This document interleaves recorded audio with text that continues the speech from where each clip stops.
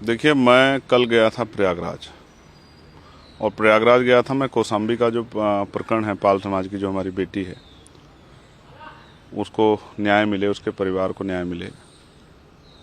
और फिर इसोटा में जो घटना हुई है, उस घटना में जो एक शेड्यूल कास्ट के व्यक्ति को मारकर जला दिया गया गेहूं के खेत में, उस परिवार को न्याय मिले, उनकी मांगों को पूरा किया जाए, क्योंकि अभी तक उनकी मांगें पूरी नहीं हुई है। लेकिन मुझे पुलिस ने गुमराह करके, या ये कहिए कि मैंने उन पर भरोसा किया और उन्होंने मुझे इलाहाबाद सर्किट हाउस में रखा गया और मुझसे कहा कि अब कुछ देर में हम व्यवस्था करा के आपको वहाँ भेज देंगे। समय बीतता गया, मैं वहीं धरने बैठा रहा। अब थोड़ी देर में फिर ये हुआ कि मैंने कहा कि मैं अकेला आदमी जाना चाहता हूँ, आप अपनी गाड़ी के साथ ले जाओ, मुझे कोई दिक्कत नहीं, मैं वहाँ से चल के यहाँ आया हूँ। परिवार भी चाहता है, परिवार से आम लोगों की बात हुई, उन्होंने भी कहा कि भाई को एक बार आके यहाँ मेरी बेटी की हालत देखनी चाहिए, हमारी हालत देखनी चाहिए।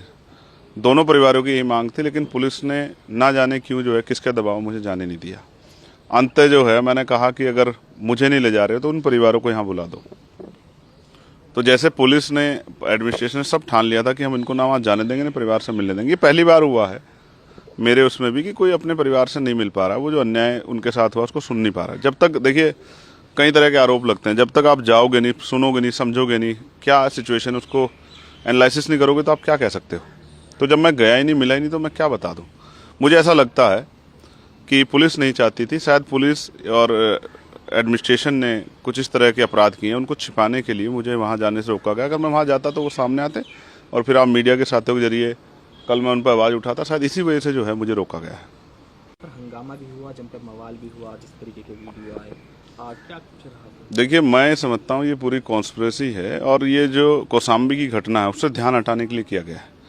मैं चाहता हूँ इसकी सीबीआई के द्वारा जांच की जाए, क्योंकि हमारे जो कार्यकर्ता हैं वो संविधान को मानने वाले लोग हैं, वो कभी हिंसा का प्रयोग नहीं करते। आजकल आम हो गया है, बहुत सारी पार्टियों के लोग नीला पटका पहनते। किसने नीला पटका पहन के ये सब चीज़ें की, मुझे जानकारी, क्योंकि मैं मौके पर नहीं था। जैसे आप मौके पर नहीं थे, मैं भी मौके पर, मुझे भी जानकारी नहीं।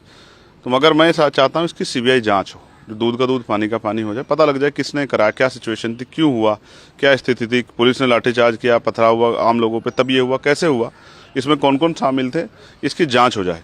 लेकिन मैं एक बात स्पष्ट कहना चाहता हूं कि अगर सिर्फ हमारे लोगों को टारगेट करके उन पे जो है इस तरह से अन्याय किया जाएगा तो हम लोग चुप नहीं बैठेंगे। मैं अपनी तरफ से जांच की मांग कर रहा हूं, तो क्योंकि मैं जानता हूं कि हमारे लोग दोषी नहीं हैं।